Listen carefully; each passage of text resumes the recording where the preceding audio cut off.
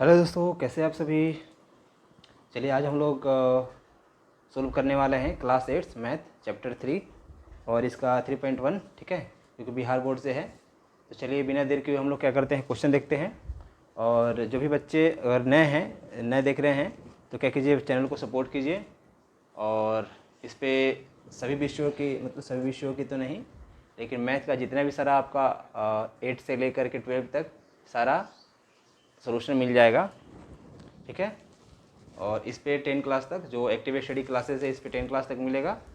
और 12 क्लास के लिए आपको दूसरे चैनल को ज्वाइन करना होगा।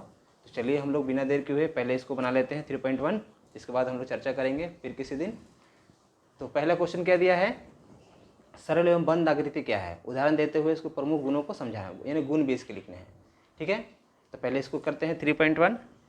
ठीक है, 3.1 क्वेश्चन समझ में आ गया। सरल एवं बंद आकृति बताना है, उदाहरण देते हुए उसका क्या करना है, गुण लिखना है। चलिए हम लोग क्या करते हैं, फटाफट देख लेते हैं।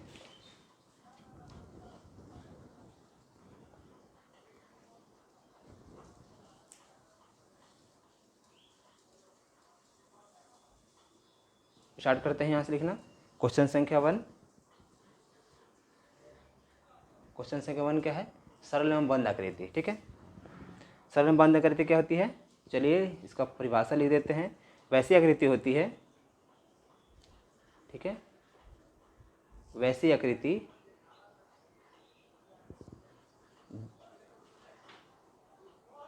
वैसी आकृति जो किसी क्षेत्रफल का निर्माण करती है। ठीक है, किसी प्रकार का क्षेत्रफल का निर्माण करेगी, वो क्या कहलाती है, जो किसी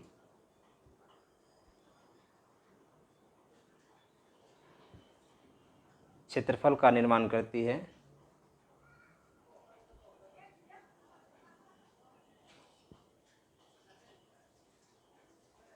साथ ही साथ निर्माण करती है, साथ ही कहीं पर भी एक दूसरे को काटती नहीं है, कहीं पर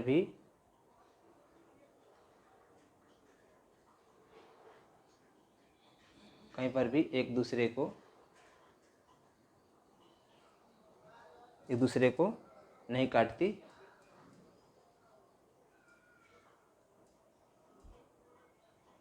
है। वो क्या कहलाती है, वो बंद आकृति या सरल आकृति कहलाती है। वह सरल एवं बंद आकृति कहलाती है।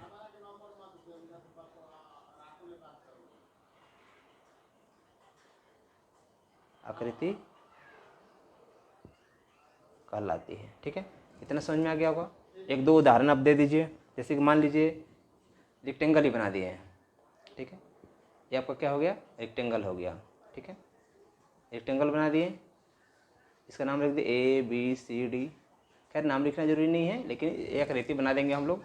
ये आकृति क्या है, कहीं से भी आपको हवा पास नहीं कर रही है, यानी कहीं से भी लाइन में कट नहीं है, पूरा बंद है, तो ये क्या हो जाएगी, बंद आकृति होगी। ठीक है, ऐसे मान लीजिए सर्कल बना दीजिए या ट्रायंगल बना दीजिए।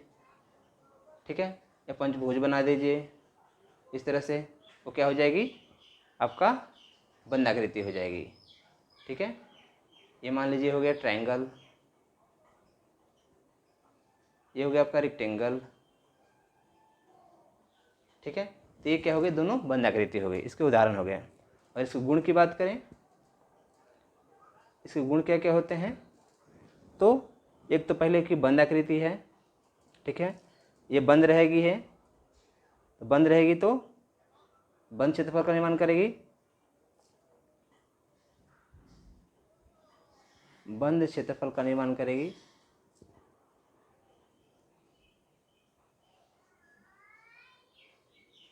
बंद क्षेत्रफल का निर्माण करती है,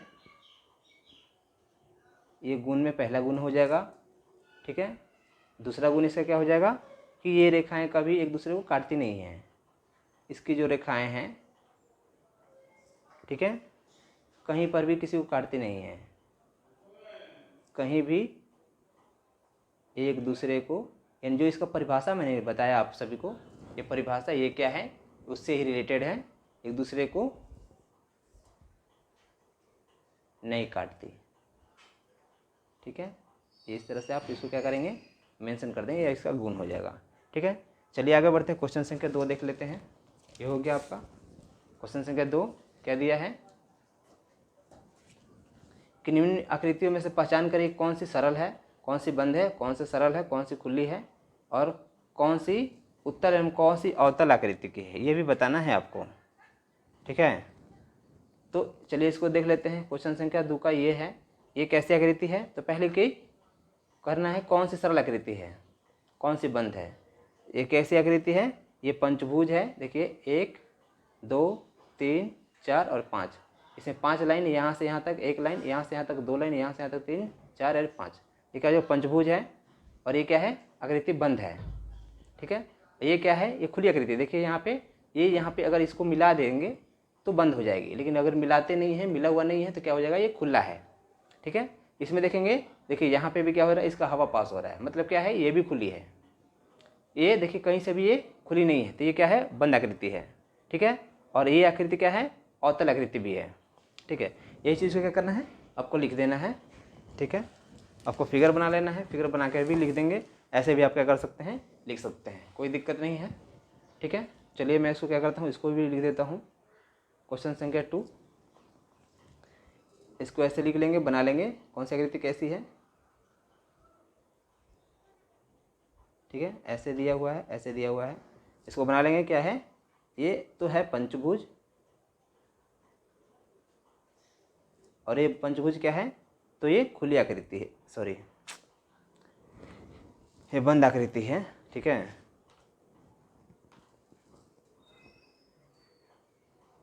ये बंद आकृति है, ये बंद है।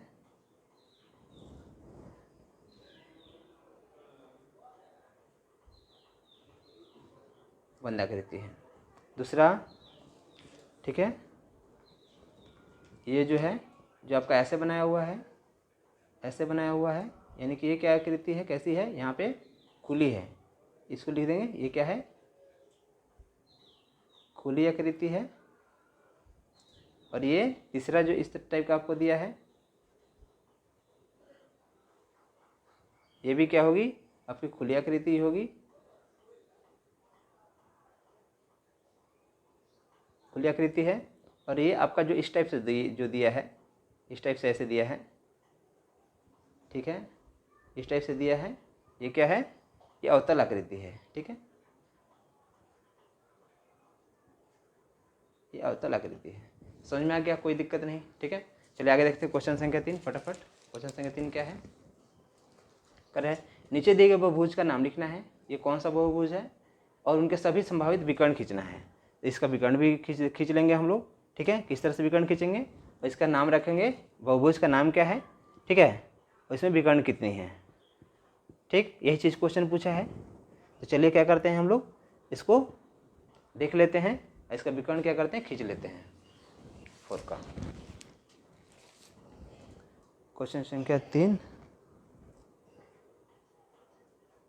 क्वेश्चन संख्या 3 दिया है।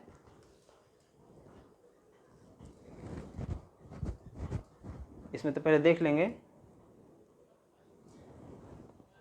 इसको बनाना पड़ेगा फिगर को। फिर कैसे बनाना है, ऐसे कर लीजिए, ऐसे कर लीजिए, फिर ऐसे, फिर ऐसे, फिर ऐसे, फिर ऐसे। ठीक है,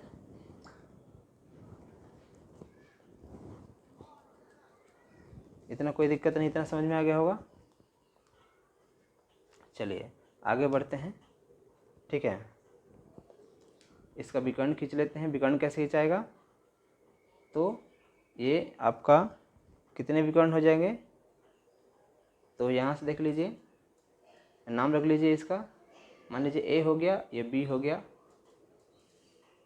ए बी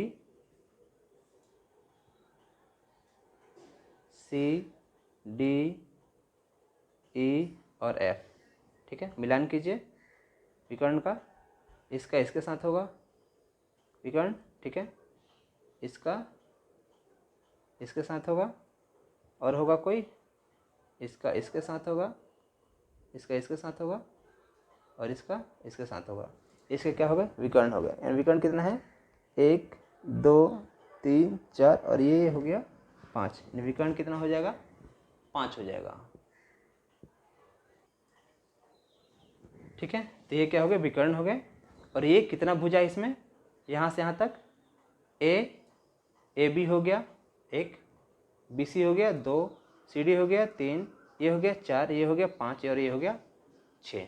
यानी ये क्या है, तो ये षटभुज है। यहाँ लिख देंगे ये आकृति कैसी है, ये षटभुज है। ये क्या है, ये आकृति कैसी आकृति है, षटभुज है। ठीक है, और साथ ही साथ इसमें विकर्णों की संख्या कितनी है, तो लिख देंगे विकर्ण कितना है, विकर्णों की संख्या कितनी हो जाएंगी, कितने विकर्ण मैंने गिना, तो 1 2 3 4 और ये 5। विकर्णों की संख्या कितनी हो जाएंगी, 5 हो जाएंगी। ठीक है, कोई दिक्कत नहीं, समझ में आ गया होगा। चलिए क्वेश्चन संख्या 4 देखते हैं हम लोग। क्वेश्चन संख्या 4,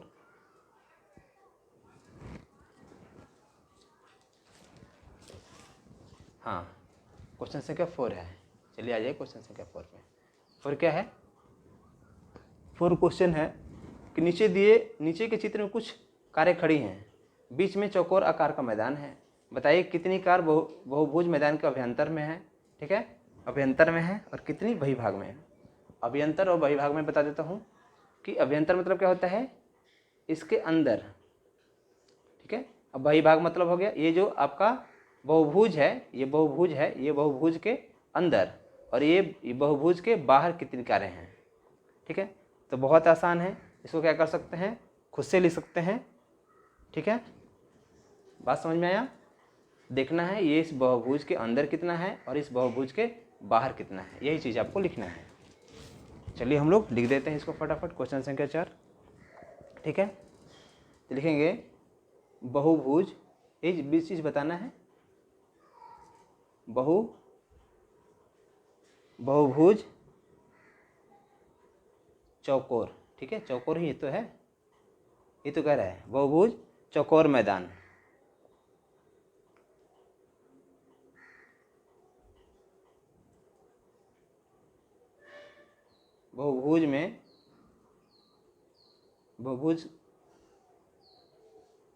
बहुभुज के अभ्यंतर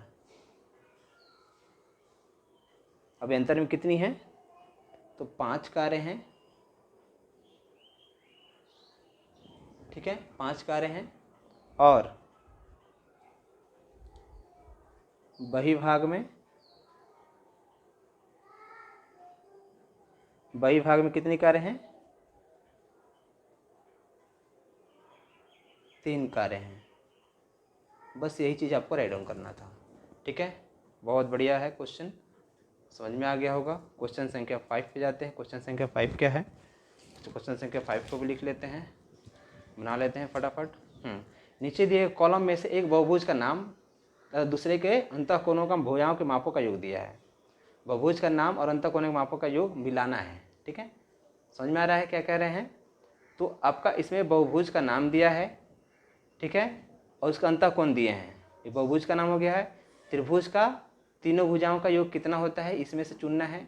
पंचभुज में भुजाओं का योग कितना होता है, इसमें से चुनना है। सप्तभुज में, नवभुज में, षटभुज में। ठीक है, इसको करना है आपको और इसको मिलान कर देना है। ठीक है, बहुत ही आसान है। चलिए इसको हम लोग क्या करते हैं, बना लेते हैं फटाफट, मिलान कर लेते हैं। ठीक है, तो जो त्रिभुज है, ये त्रिभुज, इसको मैं यहाँ बना देता हूँ। ये मान लीजिए ये त्रिभुज हो गया आपका। त्रिभुज में कितनी भुजाएं होती हैं, त्रिभुज में भुजाएं होती है 3, ए बी सी। त्रिभुज के तीनों कोणों का योग कितना होता है, तो होता है angle A, angle B, angle C बराबर 180 डिग्री। ठीक है, तीनों कोण कितना होता है, 60-60 डिग्री का होता है। तो कितना हो जाएगा, 60 से इसको भाग कीजिएगा तो कितना हो जाएगा, 60 से भाग कीजिएगा तो ये हो जाएगा कितना, 60 डिग्री आ जाएगा आपका। कितना, 60 डिग्री। ठीक है, 3 से भाग कीजिएगा तो इसको 3 से भाग कीजिएगा तो 60 डिग्री आ जाएगा। ठीक है, यानी कि एक जो है आपका एंगल 60 डिग्री का, 60 डिग्री का हो जाएगा। ठीक है, तो देख लीजिए इसमें से जो भी होगा वही क्या करना है, मिला देना है और जितना भी जितना भी इसमें बहुभुज दिया है ये त्रिभुज का, ठीक है, ये तो त्रिभुज का हो गया। आगे मान लीजिए पंचभुज दे दिया आपका, ठीक है, ये मान लीजिए पंचभुज कैसे होता है, अभी मैंने बताया था आपको, ऐसे ऐसे ऐसे, ये पंचभुज हो गया, ठीक है। तो ये पंचभुज हो गया, मान लीजिए ABCDE, ठीक है। पंचभुज में कितना होगा, 5 भुजाएं होती हैं, 5 भुजाएं कितने कितने डिग्री का, तो 5 भुजाएं 60 डिग्री का, ठीक है। यानी कि 60 मल्टीप्लाई कितना कर दीजिएगा, 5 भुजाएं, सॉरी जो भुजाएं होती हैं इसकी कितनी होंगी बहुभुज की, तो 9 दूनी 18, 2 एंगल 1 मिनट। चलिए बच्चों आगे हम लोग देखते हैं, ठीक है। ये त्रिभुज तो ये समझ में आ गया होगा, ये पंचभुज भी समझ में आ गया होगा किस तरह से ये फिगर बनता है। तो इसका फॉर्मूला जो होता है इसका बहुभुज निकालने का, ठीक है। मान लीजिए ये त्रिभुज है, ठीक है, ये बहुभुज आपका बहुभुज के रूप में ये त्रिभुज दिया हुआ है, ठीक है। तो इसकी भुजाएं कितनी हैं, 3 भुजाएं हैं, ठीक है। तो इसका फार्मूला होता है, ये फार्मूला एक ध्यान रखेंगे, ठीक है। फार्मूला कैसे निकलता है, तो n - 2 × 180 डिग्री, ऐसे फार्मूला निकलता है। इस फार्मूला पे आप क्या कर सकते हैं, कोई भी बहुभुज दिया है उसका आप एंगल निकाल सकते हैं, ठीक है। n क्या है, वेयर लिख लेंगे, वेयर n इक्वल, n क्या है, n यहाँ पे नंबर ऑफ साइड, ठीक है। नंबर ऑफ क्या हो जाएगा, साइड, यानी साइड की संख्या कितनी है यहाँ पे n ले लेना है, ठीक है। जैसे मान लीजिए यहाँ पे निकाल लेते हैं, n कितना दिया है, n दिया है, मान लीजिए त्रिभुज का 3 दिया है, साइड कितना है इसका, 1 साइड, 2 साइड, 3 साइड, 3 में से 2 जाएगा कितना, 1, ठीक है। 1 × 180 यानी कि इसका कितना निकल जाएगा, 180 डिग्री, यानी 3 गो जो इसका भुजा होगा ये क्या होगा, त्रिभुज का 180 डिग्री का होगा। बाकी ये है कितना है, पंचभुज है। पंचभुज का चलिए निकाल लेते हैं यहाँ पे, ठीक है। पंचभुज में कितनी भुजाएं होती हैं, 5 भुजाएं होती हैं। n - 2 × 180 डिग्री मैं आपको निकालने के लिए बता रहा हूँ, बाकी आप मिलान खुद से कर लेंगे, ऐसे मैं समझा भी दे रहा हूँ, इसको बता भी दूंगा। n जैसे मान लीजिए पंचभुज है, पंचभुज कितना है, n, ठीक है। n में 5 भुजा, 1 भुजा, 2 भुजा, 3 भुजा, 4 भुजा, 5 भुजा, ठीक है। तो यहाँ पे 5 लिख लेंगे, 5 - 2 × 180 डिग्री, ठीक है। तो 5 में से 2 जाए कितना, 3 × 180 डिग्री बराबर कितना हो जाएगा, 36 18 54, 540 डिग्री, यानी 540 डिग्री पंचभुज का जो भी 540 डिग्री मिलेगा वो आपको क्या हो जाएगा, आंसर हो जाएगा, कोई दिक्कत नहीं। आगे मान लीजिए आपको नौभुज दे दिया है, ठीक है। नौभुज का निकाल लेते हैं, ठीक है। नौभुज का कैसे निकलेगा, तो n - 2 × 180 डिग्री, n कितना दिया है, n आपका दिया है 9, क्योंकि 9 भुजाओं का जिक्र कर रहा है, तो 9 होगा, 9 - 2 × 180 डिग्री बराबर n को कर लीजिए, 9 में से 2 गया 7 × 18, निकालेंगे तो कितना आ जाएगा इसका, 18 × 7 = 26 से, ठीक है। हमारे 1260 डिग्री का जो भी आपका एंगल हो, जो भी आपका इसमें दिया होगा बहुभुज का मिलान में, वो आपका क्या हो जाएगा, नौभुज का ये आंसर हो जाएगा, ठीक है। इस तरह से आपका जो आंसर हो जाएगा, मैं यहाँ पे सबका मिलान कर देता हूँ, ठीक है। त्रिभुज का आपका क्या हो जाएगा, त्रिभुज का 180 डिग्री हो जाएगा, ठीक है। त्रिभुज का 180 डिग्री, त्रिभुज पहला नंबर ए का क्या हो जाएगा, ABC, ए का हो जाएगा C, ठीक है। दूसरा क्या दिया है, पंचभुज का कितना है, 5 भुजा है, यहाँ मैंने निकाला था 5, ठीक है, कितना 540, ठीक है, यानी कि 5 दूसरा का पंचभुज का ABCDE, एक का सॉरी B का E हो जाएगा, तीसरा ABC सप्तभुज 7 भुजा है, 7 में से 2 गया 5, 18 5, 18 5 से 90, ठीक है। 900 डिग्री है, ठीक है। ये इसका हो जाएगा, तो इसका क्या, सी का क्या हो जाएगा, सी का ए हो जाएगा, सी का ए हो जाएगा। आगे चौथा क्या हो जाएगा आपका, चौथा हो जाएगा आपका नौभुज, सप्तभुज, नौभुज दिया हुआ है। नौभुज का क्या हो जाएगा, नौभुज का हो जाएगा आपका, यहाँ निकालें नौभुज का n-7 1260 डिग्री, यानी कि सी डी का हो जाएगा, डी का बी हो जाएगा, डी का बी हो जाएगा, ठीक है। पांचवा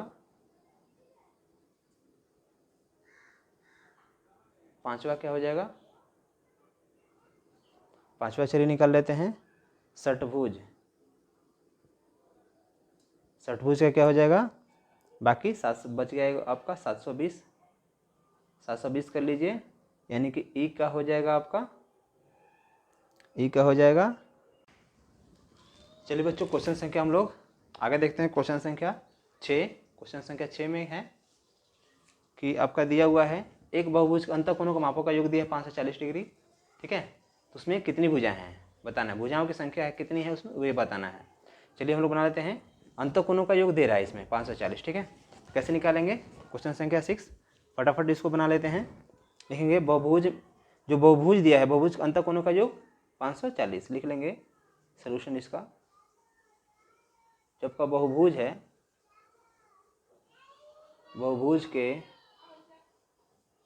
अंतःकोणों का योग, अंतःकोणों का योग क्या दिया है 540 डिग्री है, ठीक है, इतना दिया हुआ है, ठीक है। तो कैसे निकालेंगे, तो भुजाओं की संख्या बराबर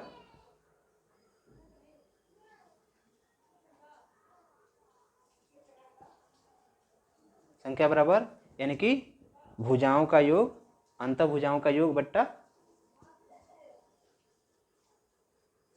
अंतःभुजाओं का योग,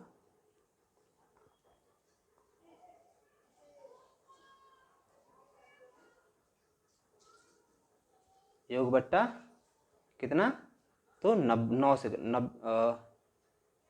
से कर देंगे, ठीक है।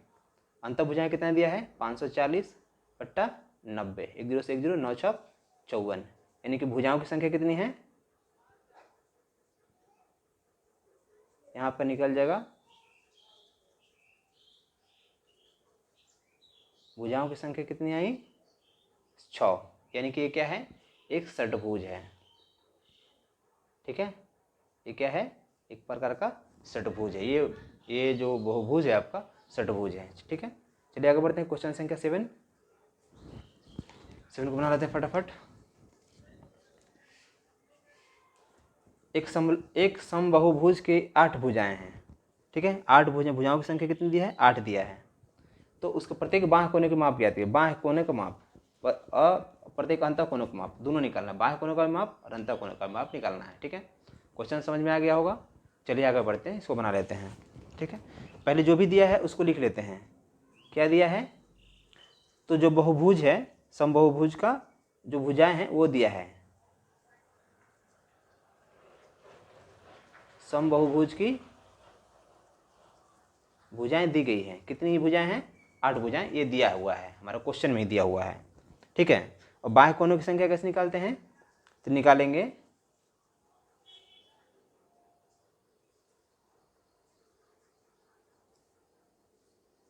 बाह्य कोनों की संख्या बराबर निकलता है, ये फार्मूला है, फार्मूला का आप ध्यान रखेंगे, क्या किस फार्मूला का यूज़ हुआ है, तो 2 × x - 2 गुना 90 डिग्री, ये आपका फार्मूला है, ठीक है। तो कैसे निकालेंगे, 2 × x का x से जब क्या है भुजाओं की संख्या, ठीक है, यानी कि n - 2 यानी कि 8 - 2 गुना 90 डिग्री, कैसे निकलेगा, 8 में 2 गया कितना होगा 6, यानी 2 गुना 6 गुना 90, इसको गुना कर दीजिए, 6 दूनी 12, 12 78 से, ठीक है, यानी कि 1080, यानी कि जो समबाहुभुज की जो भुजाएं 8 है, ठीक है, उसके कोणों, उसका जो कोण होगा वो कोण कौन सा कितना होगा, 1080 डिग्री का होगा। ठीक है, तो ये आपका निकल गया। बाकी जो 1000 जो 80 है, ठीक है, 1080 है, 1080 डिग्री आया है। बाह्य कोणों की संख्या, महाकोणों की संख्या कितना है, 1080 डिग्री। ठीक है, तो बाह्य कोणों जो एक बाह्य कोण निकालेंगे, अंतःकोणों का योग निकल गया इसमें। अब आगे लिखेंगे 180 डिग्री का एक बाह्य कोण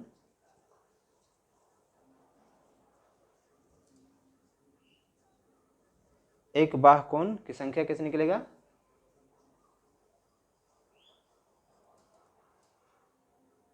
संख्या बराबर 1080 से क्या कीजिए, 8 से भाग कर दीजिए, ये निकल जाएगा आपका कितना हो जाएगा, 135 डिग्री। ठीक है, ये आपका क्या हो जाएगा, आंसर हो जाएगा। कोई दिक्कत नहीं, समझ में आ गया होगा।